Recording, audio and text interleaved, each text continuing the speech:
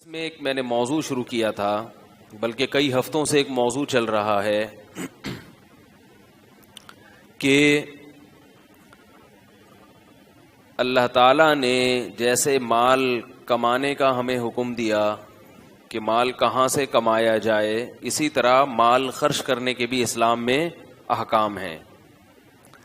کہاں خرچ کرنا چاہیے، کہاں نہیں کرنا چاہیے، کہاں بہتر ہے، کہاں حرام ہے، کہاں مکروہ ہے، کہاں ناپسندیدہ ہے، کہاں زیادہ بہتر ہے۔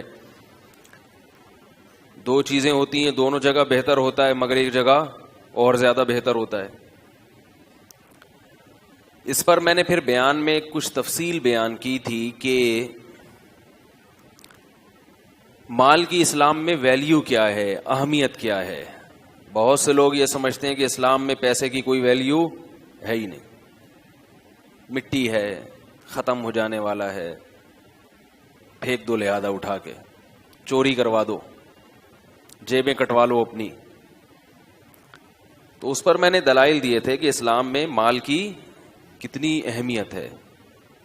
وہ دلائل میں ریپیٹ نہیں کروں گا، پچھلا بیان میرا یوٹیوب پہ ہے، سن سکتے ہیں آپ۔ اس پر پھر ایک اشکال ہوتا ہے کہ ایک طرف تو قرآن کہتا ہے کہ یہ دنیا کی زندگی کھیل ہے، تماشا ہے، لہو و لعب ہے، یہ جو کچھ دنیا میں ہے تھوڑا سا زندگی کا سامان ہے، اس سے دل نہ لگاؤ۔ ایک طرف کہہ رہے ہیں ویلیو ہے، ایک طرف کہتے ہیں دل نہ لگاؤ، کوئی غلط تو نہیں نہ ہوئی۔ تو اس اشکال کا میں نے پچھلے ہفتے جواب دیا تھا۔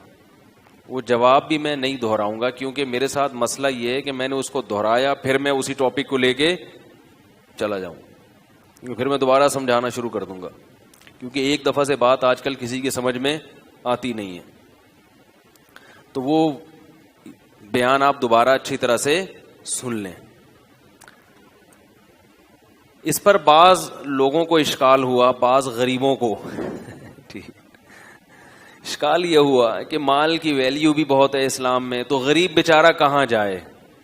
یعنی خود اسلام بھی دولت کی اہمیت کو بیان کر رہا ہے بھائی، تو غریب کا تو ایک ہی سہارا تھا اللہ اور مذہب، تو گویا مذہب نے بھی غریب کو یعنی یہ قرار دے دیا غریب کے بارے میں، مذہب نے بھی یہ بتا دیا کہ یہ کیا ہے، بیچارہ غریب ہے، اس کے پاس اللہ کی نعمت نہیں ہے، تو وہ تو اور زیادہ احساس کمتری کا شکار ہوگا نا غریب آدمی۔ یہ سن کے گرمی بھی ہے، آپ کو پتہ ہے ٹھیک، اس لیے جو بات کہوں نا پہلی دفعہ میں سمجھ جایا کریں، ٹھیک ہے۔ دیکھو بھائی، جب دولت اللہ کی نظر میں اس کی بہت قیمت ہے، تبھی تو ضائع کرنے سے منع کیا ہے۔ قیمتی چیزوں کے بارے میں منع ہوتا ہے نا کہ اسراف بھی مت کرو، تبذیر بھی مت کرو، کسی بھی طرح سے ضائع مت کرو۔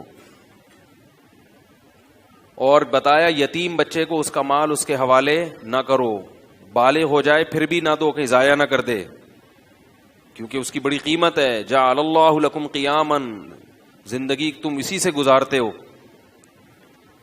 تو سوال پیدا ہوتا ہے، غریب آدمی تو بیچارہ کہیں کا نہیں رہا، دنیا میں بھی اس کی عزت نہیں ہوتی، اوپر سے اسلام نے بھی کہہ دیا کہ دولت کی بڑی ویلیو ہے، تو غریب بیچارہ بولو بھائی کہاں جائے؟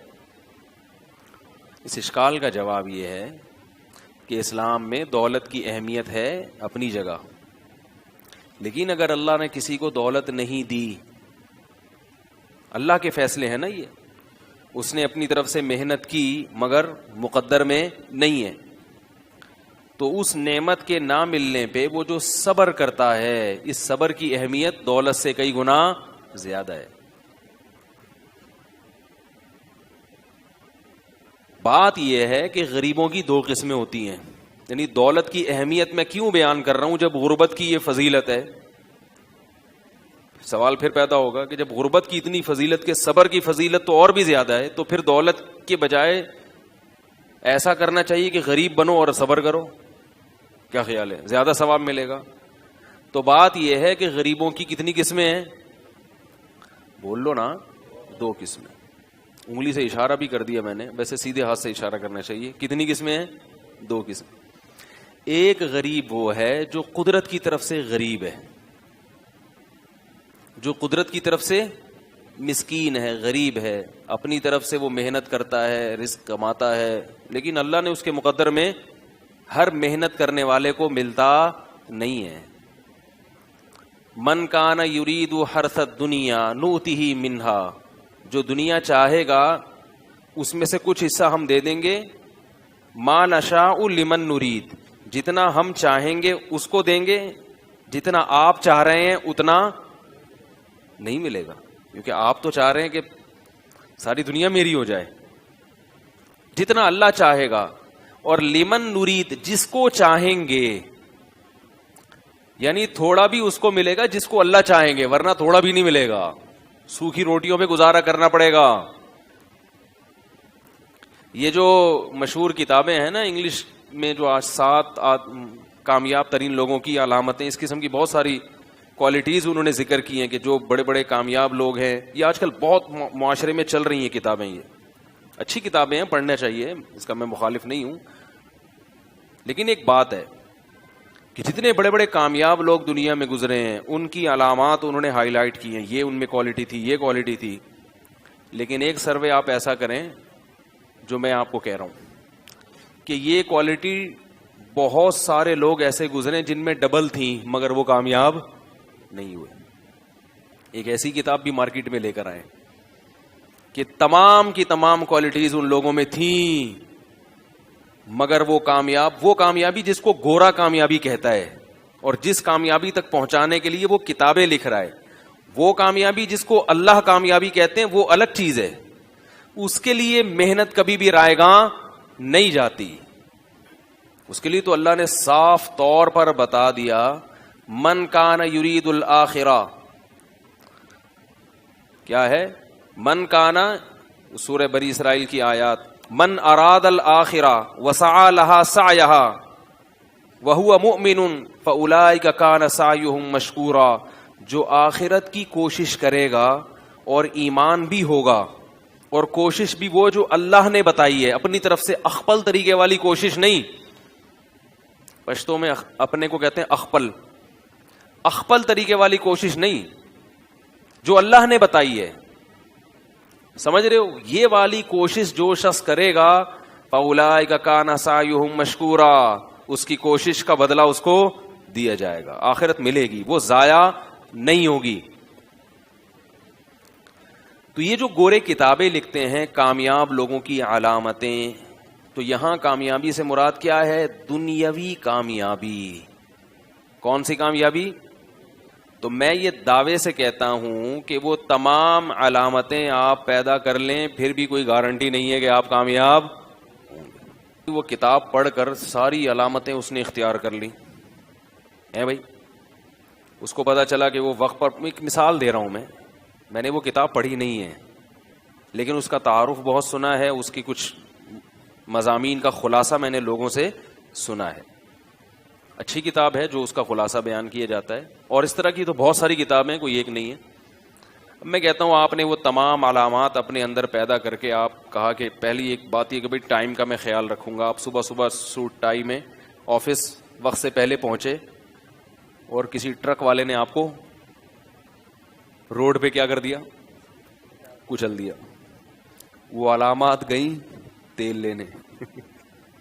کیا خیال؟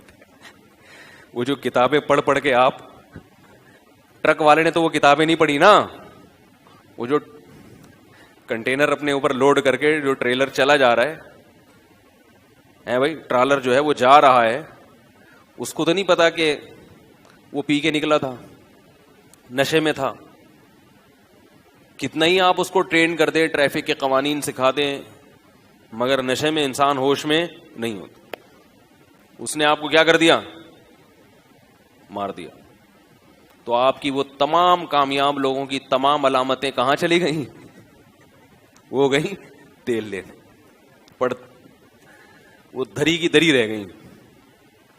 یا ڈینگی وائرس نے حملہ کر دیا, کیا خیال ہے؟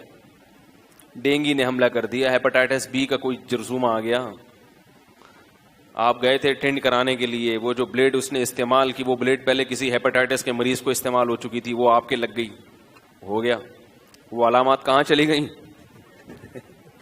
خدا کی قسم لا الہ الا اللہ، جب تک دین کو مذہب کو فالو نہیں کرو گے تمہیں کامیابی کے علاوہ دنیا کی ہر چیز ملے گی. چاہے تم گوروں سے صبح شام ورکشاپ لے کے کامیاب آدمی بننے کی کوشش میں لگے رہو. یہ جتنی ٹریننگ آج کل ٹرینر آ رہے ہیں نا یوٹیوب پہ بہت اچھے ہیں. ایک بہت بڑا فالٹ ہے کہ یہ آخرت پر یقین نہیں رکھتے, اور جو آخرت پر یقین نہیں رکھتا خدا کی قسم وہ کامیاب ہو ہی نہیں سکتا. ناممکن ہے کہ وہ ڈپریشن ختم ہو جائے, اس کی سٹریس ختم ہو جائے, ناممکن ہے یہ. مجھے ایک صاحب نے کہا, ایک گورے نے ایک بڑی اچھا ایک تاثر پیش کیا ہے کہ اس وقت آپ کی ڈیتھ ہو رہی ہے. ٹائم مینجمنٹ میں یہ بات پڑھائی جاتی ہے. ٹائم کو مینج کرنے کے لیے جو گورے ٹائم مینجمنٹ کی ورکشاپ کرواتے ہیں نا, اس میں ایک ڈائلاگ ان کا بہت مشہور ہے. وہ ڈائلاگ ہم جب ورکشاپ کرواتے ہیں تو ہم بھی وہ گوروں کا ڈائلاگ بتاتے ہیں لوگوں کو.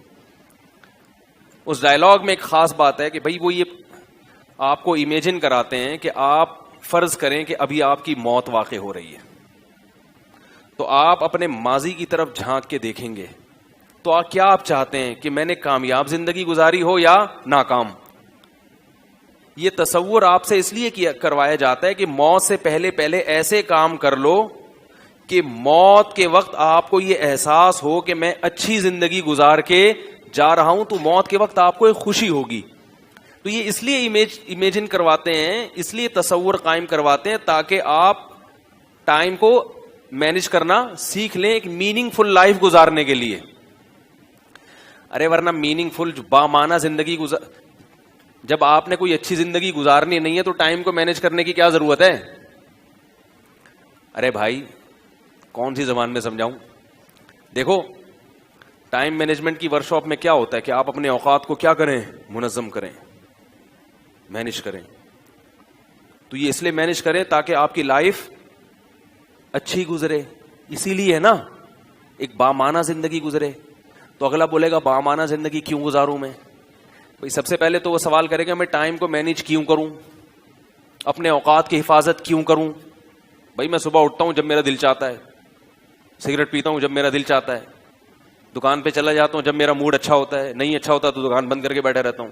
تو جب میری ہنسی خوشی زندگی گزر رہی ہے بھائی, تو مجھے ٹائم مینجمنٹ کی ورکشاپ کرنے کی کیا ضرورت ہے؟ یہ گورے سے گویا ایک سوال کیا جا رہا ہے جو ٹائم مینجمنٹ کی ورکشاپ کرواتے ہیں.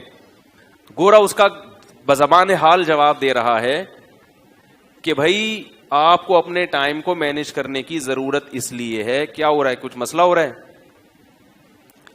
تو گورا کہتا ہے کہ آپ کو ٹائم مینج کرنے کی ضرورت اس لیے ہے کہ آپ ایک بامعنی زندگی گزار سکیں. اب سوال پیدا ہوتا ہے بامعنی زندگی میں کیوں گزاروں, میننگ فل لائف میں کیوں گزاروں؟ ایک لطیفہ میں کئی بار سنا چکا ہوں, مجھے احساس ہے اس کا, لیکن میں دوبارہ ریپیٹ کر رہا ہوں.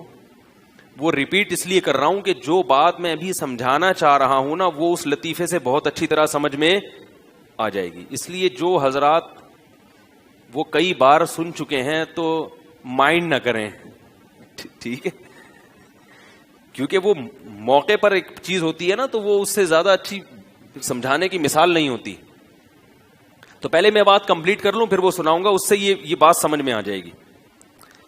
پھر وہ یہ کہتے ہیں کہ بھائی بامعنی زندگی ہم کیوں گزاریں؟ تو بھائی اس لیے گزاریں کہ ہر آدمی چاہتا ہے کہ موت اس کی اچھی ہو, جب وہ مرے تو اس کو یہ احساس ہو کہ میں الحمدللہ اچھی زندگی گزار کر جا رہا ہوں, لوگ مجھ سے خوش ہیں, کوئی میں نے کارنامے سر انجام دیے ہیں, ایک دفعہ اللہ نے مجھے زندگی دی, الحمدللہ وہ زندگی کیسی گزری, واہ بھائی واہ شاندار. اور یہ سوچے اور آنکھیں بند ہو جائے, سکون سے دنیا میں جائے, کوئی غم نہ ہو. کیا خیال ہے؟ اس لیے آئیے ورکشاپ کریں. گورا سمجھا کہ تاکہ آپ موت کے وقت جو ہے نا, اور اگر آپ نے ایسی اوٹ پٹانگ زندگی گزار دی, آپ کو یہ پتہ ہی نہیں کون سا وقت کس کام میں صرف کرنا چاہیے, بے ڈھنگی زندگی, سو رہے ہیں تو سوتے چلے جا رہے ہیں, جاگے ہیں تو جاگے چلے جا رہے ہیں, تو موت کے وقت آپ کو کیا ہوگا؟ کڑن ہوگی, افسوس ہوگا. میں کہتا ہوں یہ سوال مجھ سے جب پوچھا گیا نا کسی نے کہ موت کے وقت آپ چاہتے ہیں کہ ماضی کا کیسا گزرا, آپ کیا سوچنا چاہتے ہیں؟ میں نے کہا اگر مجھے جنت اور جہنم پہ یقین نہیں ہونا, اللہ نہ کرے, اور میں یہ سمجھ رہا ہوں کہ موت کے بعد میں مر کے مٹی ہو رہا ہوں تو بھاڑ میں جائے میں نے ماضی کیسا گزارا, مجھے اس کی کوئی فکر. بولو نا بھائی, کیونکہ جو بھائی جیسا بھی تھا تو تھا نا, اچھا گزرا برا گزرا. انسان کبھی ماضی کو دیکھ کے خوش نہیں ہوتا, ہمیشہ فیوچر کو دیکھ کے خوش ہوتا ہے. اس کی ایک مثال دیتا ہوں. آپ اے سی پارلر میں سفر کر رہے ہیں ٹرین میں, حال بڑا اچھا آپ کا. ماضی بھی یہ ہے کہ آپ ڈیفنس کا 1000 گز کا بنگلہ ابھی اس سے نکل کے کریم میں بیٹھے, ایئر کنڈیشن, اور بلکہ آپ ہوائی جہاز میں بزنس کلاس میں سفر کر رہے ہیں. بڑا اچھا ماضی بھی آپ کا, بڑا اچھا پاس بھی آپ کا. فیوچر کیا ہے کہ ایئرپورٹ پہ پشاور پہ اترنا ہے اور وہاں آپ کو اریسٹ کرنے کے لیے پولیس کھڑی ہوئی ہے, ٹھیک ہے نا. اور کیس کیا ہے, پھانسی کا سیدھا. آپ کو اطلاع مل گئی کہ بیٹا اترو اور سیدھا اندر. اب آپ خوش ہو گئے, میرا ماضی کتنا اچھا گزارا میں نے. گورے کی ہر بات قابل تقلید نہیں ہوتی. ان کو لائف اسٹائل کیسا ہونا چاہیے, لائف گزارنے کے کیا طور طریقے, یہ پیغمبروں کو پتا ہے, یہ گوروں کو نہیں پتا. ان کو موبائل بنانا بہت اچھا آتا ہے, گاڑیاں بنانی آتی ہیں, سڑکیں بنانا آتی ہیں, بلڈنگیں بنانا آتی ہے. انسان کو کیوں پیدا کیا گیا, اس کی خوشی کس میں ہے, یہ صرف اور صرف اللہ کے پاس ہے یہ علم. اور اللہ نے پیغمبروں کو بتایا اور پیغمبروں کے پھر وارثوں کو بتایا. یہ چیزیں آپ کو صرف اور صرف قرآن و سنت سے اور علماء سے پتہ چلیں گی. اس کے علاوہ جتنے طریقے ہیں 2 نمبر ہیں, مصنوعی ہیں, تکلفات ہیں, ان سے حقیقی خوشی حاصل نہیں ہو سکتی. آپ ماضی کا سوچ کے خوش نہیں ہوگے کبھی بھی. اگر کوئی شخص ماضی کا سوچ کے خوش ہوتا ہے تو وہ پاسٹ ہے جس کا فیوچر پہ اثر پڑ رہا ہوتا ہے. نہیں یہی بات, جیسے آپ کے امتحان ایگزامینیشن ہال میں آپ بیٹھے ہو, آپ کے سامنے ابھی پیپر آنے والا ہے, ایک گھبراہٹ ہوتی ہے عجیب سی, دل دھک دھک کر رہا ہوتا ہے, پتہ نہیں کیا ہے. آپ نے ماضی کی طرف نظر اٹھائی کہ یار میں نے تیاری بہت اچھی کی ہے, یار میں نے تیاری بہت اچھی کی ہے, اور پوری کتاب میں نے رٹ لی ہے, اور تعلقات بھی ہیں میرے. کیا خیال ہے, اگر نمبر میں کہیں سے کمی ہو گئی تو جان پہچان بھی ہے بورڈ آفس میں, ہر لحاظ سے فل تیاری کر کے بیٹھا ہوں. تو جب یہ سوچو گے ماضی کی طرف تو آپ کے دل کی دھڑکن کم ہو جائے گی اور خوش ہو جاؤ گے. فیوچر کا جو ایک خوف تھا وہ آپ کے دل سے نکل جائے گا. تو یہ وہ پاسٹ ہے جس کے سوچنے پر خوشی اس لیے ہو رہی ہے کہ اس پاسٹ کا فیوچر پہ اثر. ارے یار خدا کا واسطہ, اللہ کا واسطہ, اب تو لوگ جو یوٹیوب پہ سن رہے ہیں نا وہ بھی تنگ آ گئے ہیں جملہ سن کے. بھائی بولو. ابھی میں ایبٹ آباد میں تھا, میں نے ذرا سی بات کی, ایسا آواز آئی, میں نے کہ کراچی والے سیلنسر لگا کے بیٹھے ہیں, پتہ نہیں کیا مسئلہ ہے, زور سے بولیں. ایک تو میں نے ان سے کہا کہ ایک کیمرہ یہاں بھی رکھیں تاکہ پبلک نظر آئے لوگوں کو. لوگ سمجھتے ہیں کہ جنات اور فرشتوں میں بیان ہو رہا ہے, کوئی سامنے نہیں بیٹھا ہوا. تو وہ ماضی جس کا اثر کس پہ پڑے گا, فیوچر پہ, اس ماضی کو دیکھ کے انسان خوش ہوتا ہے. اگر میرا جنت اور جہنم پہ یقین نہیں ہے اور میری موت کا وقت آیا تو ماضی میں جتنے مرضی کارنامے سر انجام دیے ہوں میں پھر بھی غمزدہ ہوں گا کہ اب تو ختم ہو رہا ہوں, فیوچر تاریخ ہے, ختم. کچھ دن میں میری اولاد مجھے بھول جائے گی, بیوی بھول جائے گی, بچے بھول جائیں گے, رشتہ دار بھول جائیں گے, میرا مال میری جائیدادیں بانٹ کے کھا جائیں گے, سب ختم. اور اگر میں ماضی کی طرف نظر ڈالوں اور ایسا ماضی مجھے جنت جہنم کا یقین ہو, اس ماضی کا سوچ کر مجھے پتا ہے کہ اس کا فیوچر پہ اثرات پڑنے والے ہیں.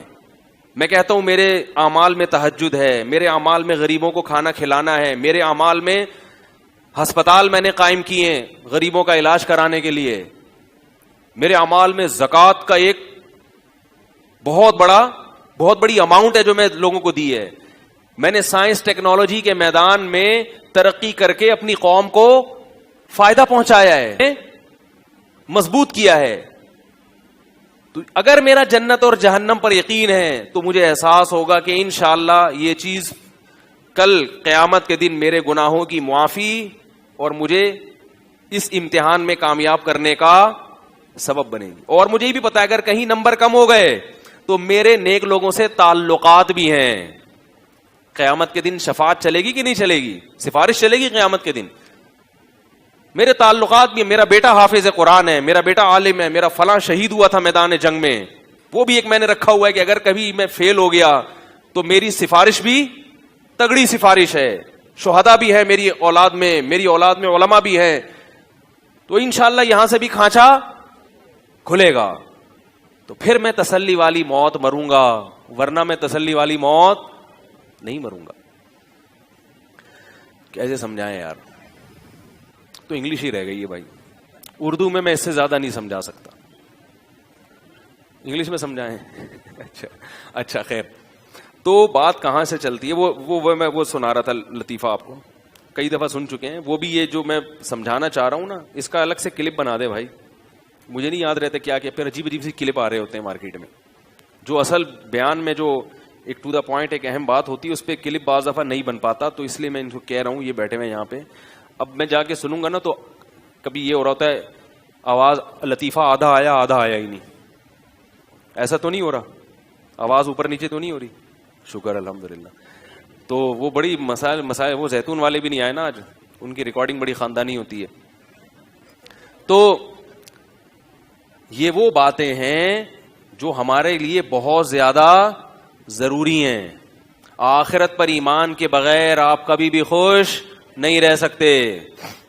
آپ جتنا بھی دنیا میں کماؤ گے نا، آپ کو یہ کم لگے گی۔ مصنوعی طور پر اپنے آپ کو مطمئن تو کرو گے، مصنوعی طور پر تکلف کر کے، جیسے ایک آدمی خوش ہو نہیں لیکن خام خواہ میں مسکرا کے اپنے آپ کو خوش ظاہر کرنے کی کوشش کرو کہ میں بہت خوش ہوں، اندر سے خوش نہ ہو۔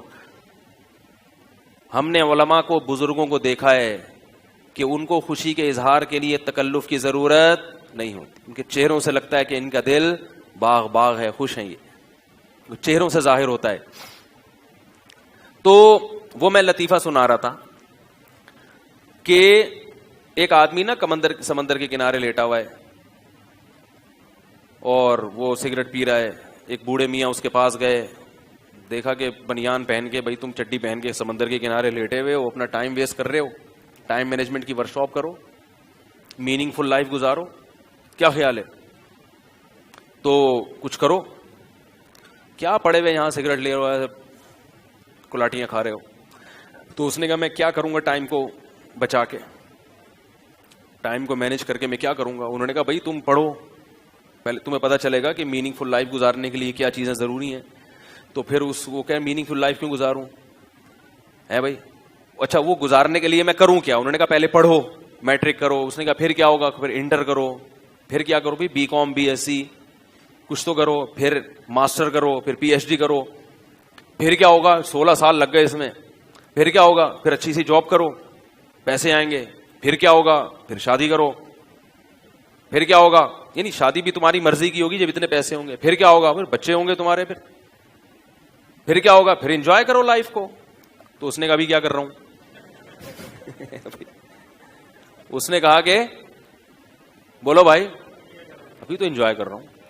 آپ جو طریقہ مجھے بتا رہے ہو نا کامیاب لوگوں کی فہرست میں شامل ہونے کا، اس میں 16 سال لگیں گے، اور ہر آدمی وہاں تک پہنچ پی ایچ ڈی کرنے کا ہر ایک کو شوق ہوتا ہے، مگر کرتے کتنے ہیں؟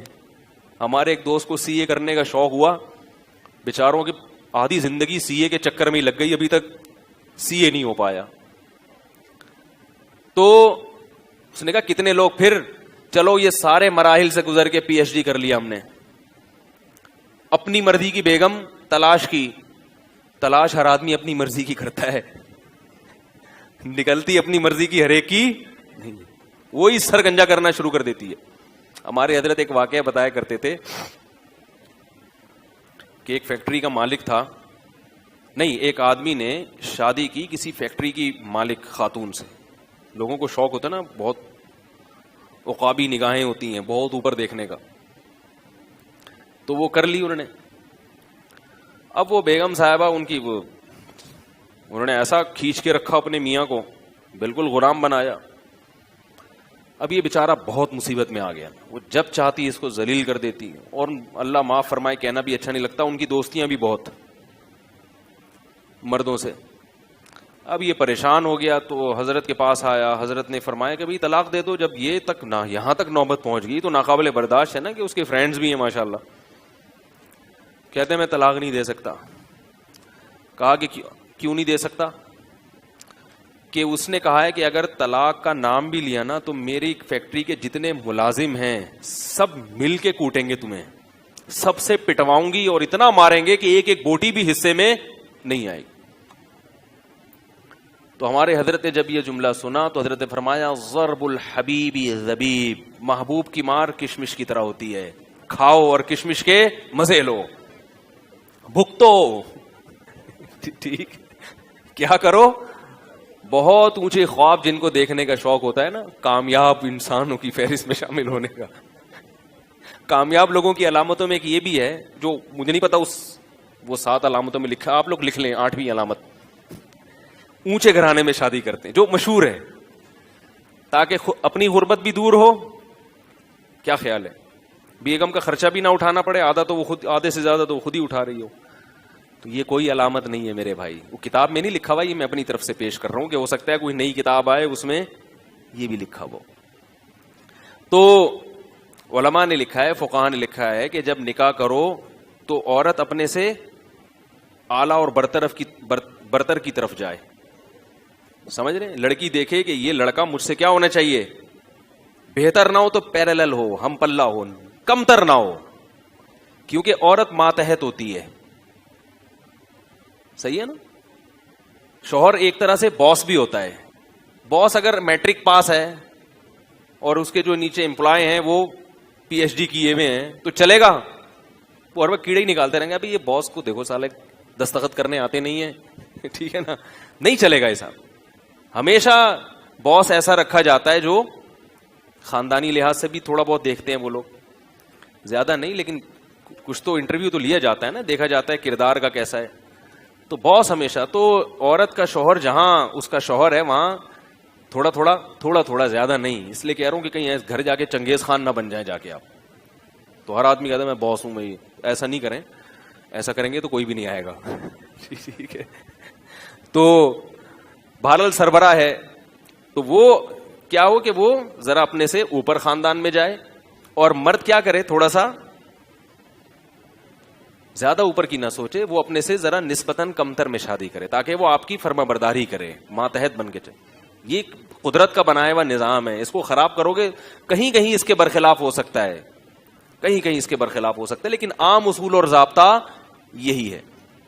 تو خیر, تو اس نے کیا کہا کہ بھائی میں ابھی کیا کر رہا ہوں, مزے کر رہا ہوں.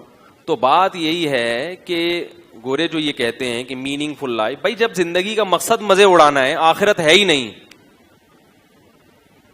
مقصد مزے اڑانا ہے, تو پھر یہ کیا کہ موت کے وقت میں یہ تصور کروں گے میں نے کیا کھا پایا, وہ پھر تو یہی تصور کرے گا کہ میں نے کتنے مزے اڑائے.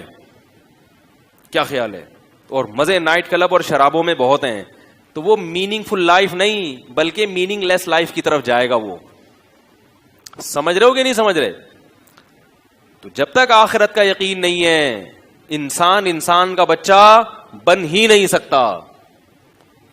اگر آپ کو غیر مسلموں میں بہت اچھے لوگ نظر آ رہے ہیں کہ یار یہ تو آخرت پر یقین نہیں رکھتے پھر بھی بہت اچھے ہیں, تو وہ ان کے اندر کچھ قدرت کی طرف سے ایسی کوالٹیز ہیں کہ اللہ نے ان کو اچھا بنا دیا. اگر وہ آخرت پر یقین رکھتے تو اس سے بھی زیادہ اچھے ہوتے. جیسے ایک صاحب تھے, عالم دین ہیں مگر 1 نمبر کے کرپٹ ہیں, علم دین بھی حاصل کیا, مدرسے میں پڑھے, مسجد میں امام لگ گئے, مگر ہیں بالکل 2 نمبر. تو مجھے کسی نے کہا یار یہ عالم بھی ہیں, مدرسے میں پڑھے ہوئے بھی ہیں, اور پھر بھی پیسے بھی کھاتے ہیں لوگوں کے, اور معلوم نہیں کردار بھی خراب ہے ان کا. میں نے کہا دیکھو, مدرسے میں کبھی بھی کردار کی خرابی نہیں سمجھائی جاتی ہے. کسی کتاب میں نہیں لکھا کہ چور بنو, کسی کتاب میں نہیں لکھا. یہ پہلے سے خراب لوگ ہوتے ہیں جو مدرسے میں آ کے بھی ٹھیک نہیں ہوتے. یہ اگر مدرسے میں نہ پڑھتا تو اس سے بھی زیادہ کرپٹ ہوتا. مدرسے میں پڑھ کے کچھ بریکیں لگی ہیں اس کی, کیونکہ مدرسہ اچھی ہی چیزیں سکھاتا ہے, بری چیزیں دنیا کا کوئی ادارہ, کوئی یونیورسٹی برائی نہیں سکھاتی. کسی کتاب میں نہیں لکھا ہوا. ماحول یا تو برا کر دیتا ہے یا آپ خود برے ہوتے ہیں پہلے سے. بھائی کی تو کوئی انتہا نہیں. میں نے کہا یہ ابھی صرف لوگوں کے پیسے کھا رہا ہے, اگر یہ مدرسے میں نہ پڑھتا ممکن ہے قاتل ہوتا ہی ہے, یہ کمیشن پہ قتل کرتا لوگوں کو. تو آپ کے اندر بھی کچھ کوالٹیز ہوتی ہیں جن کوالٹیز کی بنیاد پر آپ میں نکھار پیدا ہوتا ہے. تو اگر غیر مسلم میں آپ کو کوئی اچھا آدمی, اور ہوتے ہیں ان میں بہت اچھے کردار کے, اچھے, جھوٹ نہیں بولتے, قرآن نے بھی کہا ہے, اس میں میں نہیں کہہ رہا, قرآن کے الفاظ دیکھیے, وَمِنْ أَهْلِ الْكِتَابِ مَنْ إِنْ تَأْمَنْهُ بِقِنْطَارٍ يُؤَدِّهِ إِلَيْكَ, فرمایا ان یہود و نصارہ میں, عیسائیوں اور یہودیوں میں ایسے بھی لوگ ملیں گے کہ تم سونے کا پہاڑ ان کے پاس بطور امانت رکھ لو تو یہ وقت پر تمہیں پورا کا پورا واپس. یہ قرآن کہہ رہا ہے کہ غیر مسلموں میں ایسے لوگ ہیں جو کردار کے ایسے کھڑے ہیں کہ وقت پر تمہیں تمہارے پورے پیسے پہنچا دیں گے. سونے کا پہاڑ میں بھی ان کو لالچ پیدا نہیں ہوگی. وَمِنْهُمْ مَنْ إِنْ تَأْمَنْهُ بِدِينَارٍ لَا يُؤَدِّهِ إِلَيْكَ إِلَّا مَا دُمْتَ عَلَيْهِ قَائِمًا, فرمایا ایسے بھی تمہیں ملیں گے کہ ایک دینار بھی پکڑا دو نا, چونی بھی, وہ بھی تم ان سے واپس وصول, ان کے گھر پہ جا کے گھنٹی پہ ہاتھ رکھ کے کھڑا ہونا پڑے گا, بلکہ ٹیپ چپکا کے واپس آ جائے. تو کردار, قرآن کہہ رہا ہے کہ کردار کے اچھے لوگ آپ کو غیر مسلم میں بھی ملیں گے اور مسلمانوں میں بھی ملیں گے آپ. تو یہ وہ لوگ ہوتے ہیں جو انہیریٹڈ ہوتے ہیں. اس کی ایک مثال دیتا ہوں کہ رسول اللہ صلی اللہ علیہ وسلم کی جب سلیکشن کا وقت آیا, اللہ نے آخری نبی بھیجنے کا ارادہ کیا, تو دنیا کی تمام قوموں کی طرف نظر ڈالی. یہ حدیث میں آتا ہے, حدیث کے الفاظ یہ نہیں ہے, مفہوم بیان کر رہا ہوں. دنیا کی تمام قوموں کی طرف, بولو بھائی کس قوم میں آئے گا, کس نسل میں آئے گا؟ بہت سارے لوگ تھے غیر مسلموں میں جن کی نسلیں چلتی آ رہی تھیں. اللہ کے رسول صلی اللہ علیہ وسلم نے بخاری میں فرمایا کہ اللہ تعالیٰ نے مجھے پیدا کرنے کے لیے حضرت ابراہیم کی نسل کا, حالانکہ غیر مسلم ہیں ان کی اولادیں, لیکن غیر مسلم ہونے کے باوجود اللہ نے کس نسل کی سلیکشن کی ہے؟ ابراہیم کی اولاد کی. حالانکہ حضرت ابراہیم کی جو اولاد تھی اس میں بھی آپ نے فرمایا تمام اولاد نہیں, بنی کنانہ کا انتخاب کیا, پھر اس میں بھی تمام نہیں, بنو ہاشم کا انتخاب کیا, قریش کا, پھر اس قریش میں بھی بنو ہاشم کا انتخاب کیا. سلیکشن ہوئی ہے کہ کون سا خاندان, کون سا قبیلہ, کون سا نسب, کون سی قوم, قوموں میں عرب قوم کا انتخاب کیا گیا ہے. ایک ایک چیز کی سلیکشن ہوئی ہے کہ اس قوم میں بھیجوں گا. حالانکہ تعلیم کے لحاظ سے, تہذیب کے لحاظ سے عرب اس وقت سب سے کمتر تھے, یہود و نصارہ, عیسائی اور یہودی اس وقت سب سے آگے تھے. بات آ رہی ہے کہ نہیں آ رہی ہے؟ بھائی پڑھے لکھے یہود و نصارہ تھے, ترقی ان کے پاس زیادہ تھی, عرب کے پر کوئی حکومت کرنا پسند نہیں کرتا تھا, اس وقت کی بات کر رہا ہوں. لیکن اللہ نے اس ایجوکیٹڈ قوم کو چھوڑ کر, اور نبی بھی ان میں زیادہ آ چکے تھے, وہ لوگ زیادہ پیغمبروں پر ایمان رکھتے تھے. عرب صرف ابراہیم علیہ السلام اور اسماعیل کے بعد کوئی پیغمبر ان میں نہیں آیا. تو اسلام کے زیادہ قریب عرب تھے یا یہود و نصارہ تھے؟ ارے بولو نا یار, یہود و نصارہ اسلام کے زیادہ قریب تھے, کیونکہ وہ تورات اور انجیل اللہ کی کتابوں کی تلاوت کیا کرتے تھے. گویا ہم یہ کہہ سکتے ہیں کہ اس زمانے کے مسلمان یہودی عیسائی تھے. عرب وہ تو بت پرست تھے جس کا اسلام بالکل مخالف ہے. یہودی اور عیسائی نہ بت پرست تھے نہ قبر پرست تھے, آج بھی نہیں ہے. آپ یورپ امریکہ میں جو گوروں کی قبریں جا کے دیکھو, آپ کو اپنے قبرستانوں سے اچھا ان کا قبرستان لگے گا, اور ہمارا جا کے دیکھ لو, یہاں پہ ہر قبر ایسا لگ رہا ہے حبیب بینک کی بلڈنگ بن رہی ہے. میں دیکھتا ہوں کبھی یوٹیوب پہ برطانیہ کا قبرستان, کہتا ہوں یار یہ تو سعودی عرب کا قبرستان لگ رہا ہے. سعودی عرب یا عرب کنٹریز میں تو الحمدللہ قبر پرستی نہیں ہے, لیکن پاکستان میں, انڈیا, بنگلہ دیش, بندے کی زندے میں اتنی اہمیت نہیں ہوتی, مرنے کے بعد کہتے ہیں نا ہاتھی مرا ہوا 1.25 لاکھ کا ہوتا ہے, انسان بھی مرا ہوا زیادہ ویلی. وہ میں نے اتوار کے بیان میں کہا تھا کہ ایک صاحب ہے, ان کا آدھا دھڑ فالج زدہ ہے, تو انہوں نے مجھے کال کی کہ میں کسی مزار پہ جا رہا تھا, مجھے کسی نے بتایا وہاں جاؤ تو ٹھیک ہو جاؤ گے, تو آپ کا بیان سن کے ارادہ ترک کر دیا. تو مجھے خیال آیا کہ جو مزار کے اندر ہے اس کے دونوں دھڑ کام نہیں کر رہے. کیا خیال ہے؟ جس کا آدھا کام کر رہا ہے وہ اس سے ٹھیک کروانے جا رہا ہے جس کے دونوں دھڑ.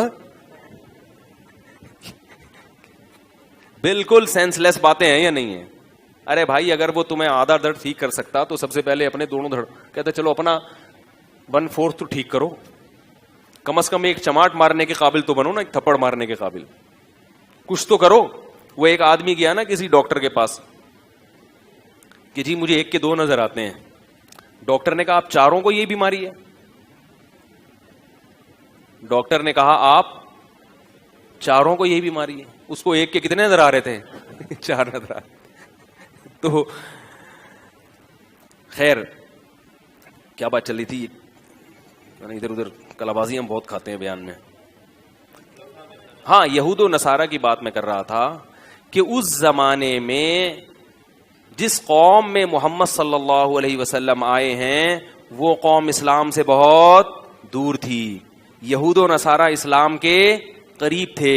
عیسیٰ ابن مریم پر عیسائی ایمان رکھتے تھے, اور عیسیٰ ابن مریم سے پہلے جتنے پیغمبر آئے ان پہ یہودی ایمان رکھتے تھے, نماز پڑھا کرتے تھے, بت پرستی کو برا سمجھتے تھے, قبر پرستی کو برا. اور عربوں نے 360 بت بیت اللہ کے اندر رکھے ہوئے تھے لا کے. پھر بھی اللہ نے سلیکشن کی ہے, پوری دنیا پہ نظر ڈالی. کس قوم میں؟ عرب میں کس کی نسل میں؟ حضرت ابراہیم کی. ابراہیم کے تو بہت سارے بچے ہیں. کس میں؟ اسماعیل کی اولاد میں. اسماعیل کے بھی بہت سارے بچے ہیں کنانہ کی اولاد میں. کنانہ کے بھی بہت سارے بچے ہیں. اس میں سے کون سا قبیلہ بھائی؟ قریش میں. قریش میں بھی تو ہیں بنو ہاشم میں. نہیں آئی بات. بنو ہاشم میں عبد المطلب کے ہاں عبداللہ اور عبداللہ کے بیٹے محمد صلی اللہ علیہ وسلم. ایک ایک چیز کی سلیکشن ہوئی ہے. حدیث میں آتا ہے میں اپنے زمانے میں سب سے بہتر قوم, سب سے بہتر نسب اور سب سے بہتر قبیلے میں اللہ نے مجھے پیدا کیا ہے. بہتر کیسا؟ وہ تو بت پرست تھا. ارے یار کیا ہو گیا, اتنے غور سے کیوں دیکھ رہے ہیں مجھے؟ میں غلط باتیں کر رہا ہوں؟ میں چاہتا ہوں کہ اشکال کو میں کسی طرح سے کلیئر کروں, کیونکہ اشکال جب اچھی طرح سے دماغ میں بیٹھے گا تو پھر جواب اچھا لگے گا. کیا خیال ہے؟ اشکال ہوتا ہے نا, اتنی بہتر کہاں سے ہو گئے بھائی؟ 360 بتوں کے سامنے جھکنے والا بہتر ہو سکتا ہے؟ اللہ کہہ رہے ہیں یہ تو جہنمی ہیں, جو مشرکین تو نجس ہیں. ایسے ایسے القابات اللہ ان کو دے رہے ہیں. لیکن اللہ پھر بھی پیدا کس میں کر رہے ہیں؟ عرب میں, بت پرستوں میں. کیوں؟ اس زمانے میں کیریکٹر کے لحاظ سے, کردار کے لحاظ سے عرب سے بہتر کوئی قوم نہیں تھی. یہود و نصارہ عبادت گزار تھے اس وقت کے, ڈنڈیاں بھی مارتے تھے, جھوٹ بولتے تھے, وعدہ خلافی معاہدہ کر کے مکر جاتے تھے. یہ ڈرامے بازیاں کس میں چل رہی تھیں؟ بولو بھائی, یہود و نصارہ میں. اللہ نے کہا اس قوم کے ہاتھ میں قیادت نہیں آئے گی. ان کے کردار سے یہ جب مسلمان ہوں گے نا, 2 نمبریاں وہی رہیں گی ان کی. ان کے کردار کو دیکھ کر لوگ اسلام سے پیچھے ہٹیں گے. تبلیغ میں وقت تو لگا لیا مگر اندر سے کیا رہے؟ وہی چور کے چور. سب نہیں بھائی, بہت بڑے بڑے چور ہم نے دیکھے ہیں تبلیغ میں وقت لگا کے تھوڑی سی کم ہو جاتی ہے چوری, مگر 2 نمبر. ایک صاحب کا بھی فون آیا, کہہ رہے ہیں یار وہ نے مجھے ٹھگ لیا. میں نے اس سے کہا یار تمہاری داڑھی بھی ہے؟ اس نے کہا داڑھی اپنی جگہ بھائی, کاروبار اپنی جگہ ہے بھائی. مسلمان اس وقت جو دنیا میں مار کھا رہا ہے وہ کس کی وجہ سے؟ کردار کی وجہ سے. پیسے لو, خدا کی قسم نکلوانا مشکل. پولیس بھیجو تو آدھے پیسے پولیس کھا جائے گی. پولیس کے ذریعے نکلوائے, اس سے پولیس سے نکلواؤ, ایک نئی ٹینشن, کیونکہ پولیس بھی آپ ہی کی مسلمان ہے. تو عرب میں کیا خاص بات تھی؟ کردار. کافر ہے تو کافر ہے, مسلمان ہے تو مسلمان, 2 نمبر ہی نہیں. منافق آپ کو عربوں میں نہیں ملیں گے. منافق اس وقت جو تھے عبداللہ بن ابی, یہ سب یہودی تھے جو اپنے آپ کو مسلم شو کرتے تھے جب مسلمانوں میں ہوتے, اور جب مشرکین کے پاس جاتے تو اپنے آپ کو غیر مسلم. ادھر بھی عرب کی زبان ایک تھی, انہوں نے کہا کافر ہے تو کیا ہے؟ کافر ہے. نہیں مانتے تو نہیں مانتے. لالچ میں اسلام قبول نہیں کریں گے. اسلام کی طرف آئے تو یہ بہادری اسلام کے لیے. عربوں میں بڑی کوالٹیز تھیں. عربوں میں ایک خاص بات تھی, صلہ رحمی. آج کوئی مجھے کہہ رہا تھا کہ وہ فلاں قوم میں یہ برائی, فلاں قوم میں یہ برائی. میں نے کہا قوموں کے پیچھے نہ پڑو, اپنی قوم کی برائیاں کسی کو نظر نہیں آتی. ہمیشہ دوسرے قوموں کی برائی نظر آئے گی اور اپنی قوم کی اچھائی. کہہ رہے ہماری قوم میں کیا برائی ہے؟ میں نے کہا تمہاری یہ برائی ہے کہ تم جب پٹو گے نا تمہارا بھائی تمہارا ساتھ نہیں دے گا. تم پڑھے لکھے بہت ہو, تم جب پٹو گے تمہارے بھائی تماشا دیکھیں گے اور وہاں سے بھاگ جائیں گے, بولیں گے کیس کر دو اس کے خلاف بھائی. اور میں نے کہا جس قوم کی تم برائیاں کر رہے ہو نا اس میں درجنوں برائیاں ہیں, مگر اس میں کسی کے شخص کو ہاتھ لگا کے دیکھو پورا قبیلہ اٹھ کے آ جائے گا. تو ہر قوم میں برائیاں بھی ہیں, ہر قوم میں اچھائیاں بھی ہیں. عرب میں ایک بہت بڑی کوالٹی کیا تھی؟ رشتہ داری کو جوڑنا. لڑتے تھے مگر بڑے مضبوط خاندانی نظام تھا, فیملی سسٹم بہت مضبوط تھا. ایک بڑی کوالٹی تھی بہادری. عرب کی جو شاعری ملتی ہے اس میں عورتیں مردوں کو بہادری پہ ابھارا کرتی تھی. بزدل قوم دنیا پہ حکومت, بولو بھائی, نہیں کر سکتے. کل یہ اچھا خیر, تو بات یہاں سے میں نے شروع کی تھی کہ بھائی دیکھو مال کمانا اللہ کی طرف سے کیا ہے؟ اللہ کی طرف سے ایک نعمت ہے. تو اس پہ میں بات کر رہا تھا کہ پھر غریب آدمی کو اشکال ہوتا ہے بھائی ہم تو اس نعمت سے محروم ہیں. اس اشکال کا میں نے جواب دیا کہ بھائی غربت پہ صبر کرنا یہ اس سے بڑی نعمت ہے. پھر سوال پیدا ہوتا ہے پھر جب اس سے بڑی نعمت ہے تو دولت تو نعمت نہ ہوئی, پھر دولت نہ ہو اور پھر آپ صبر کریں تو زیادہ ثواب ہے. پھر اس کا میں اشکال دے رہا تھا, جواب دے رہا تھا کہ غریبوں کی کتنی قسمیں ہیں؟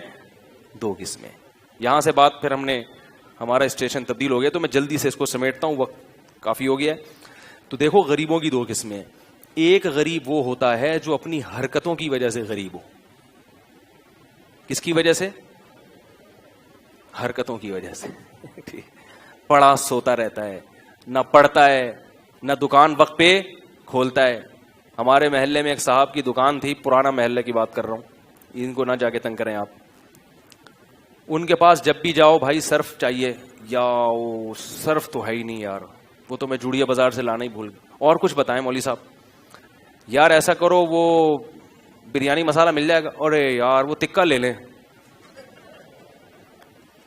میں نے کہا یار تمہارے ساتھ یہی ٹینشن ہے, ہم دور سے لے لیا کریں گے. ایک ہی شاپ پہ ساری چیزیں نہ ملیں تو آدمی کو بھائی جب جا رہے ہو تو لکھ کے جاؤ کیا کیا لینا ہے. آپ کی سستی کی ہم کیوں نقصان اٹھائیں؟ تو یہ جو غربت ہے, اور کچھ دنوں میں ان کی دکان کیا ہو گئی؟ بند. اب کہہ رہے ہیں یار میں غربت, ہمارے نبی بھی کیا تھے؟ مسکین تھے. تو یہ والی مسکنت آپ کی سستی کی وجہ سے. اس کو نبی جیسے خادم حسین صاحب اپنی گالیاں معاذ اللہ کس کے کھاتے میں ڈال رہے ہیں؟ قرآن. کہہ رہے ہیں قرآن میں بھی گالیاں ہیں. یہی بات اگر کوئی اور آدمی کرتا پورا توہین قرآن پر ایک دھرنا ہو جاتا. آئی بات سمجھنے کی انہوں نے قرآن کی توہین کی ہے, لیکن جناب قرآن پر کوئی بھی الزام لگ, قرآن میں ایسی گالیاں نہیں ہیں, ہرگز نہیں ہے قرآن میں وہ گالیاں جو وہ ممبر پہ آپ دیں, ممبر پہ بیٹھ کے گالیاں, ہم نہیں منع کر رہے آپ کو, لیکن اس کو قرآن کی طرف منسوب نہ کریں. اور میں حیرت اس پر ہوتی ہے کہ اگر یہی بات کوئی اور کرتا تو پھر ان لوگوں کا پورا ایک جلوس نکلتا کہ انہوں نے قرآن کی توہین کی ہے.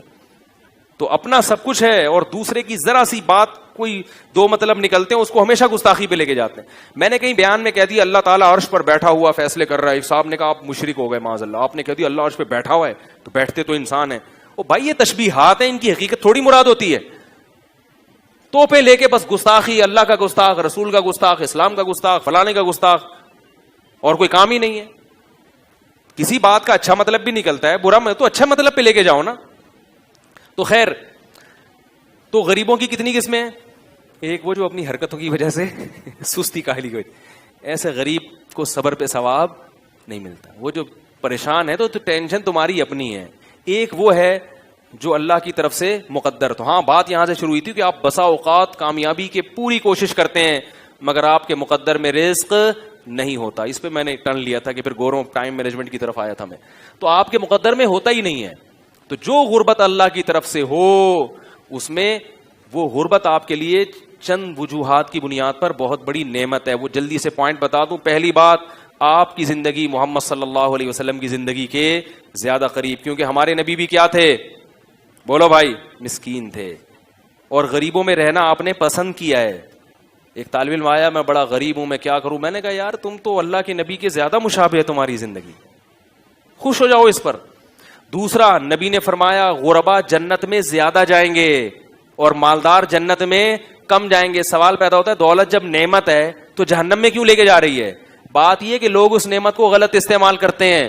دولت کی نعمت جب آتی ہے تو یقیناً اللہ کی بہت بڑی نعمت ہے، مگر اس نعمت کی لوگ قدر نہیں کرتے، اس نعمت سے عیاشیوں میں لگ جاتے ہیں، حلال لذتوں پر گزارا نہیں کرتے، حرام کی طرف جاتے ہیں۔ غریب آدمی کو اللہ نے اس آزمائش سے بچا لیا، تو جنت میں غریبوں کی اکثریت ہوگی اور مالداروں کی، مالدار مینورٹی میں ہوں گے، میجورٹی میں کون ہوگا؟ الیکشن کراؤ گے تو غریب جیتے گا، وہاں پہ غریب زیادہ ہوں گے، لیکن وہاں جا کے غریب رہیں گے نہیں، آپ بے فکر رہیں۔ کئی لوگ کہیں یار یہاں بھی وہاں بھی رکشہ چلانا ہے تو کیا فائدہ جنت میں جانے کا۔ اور تیسری بات، غریب کا حساب کم ہوگا، وہ جنت میں پہلے جائے گا، مالدار کو حساب زیادہ دینا پڑے۔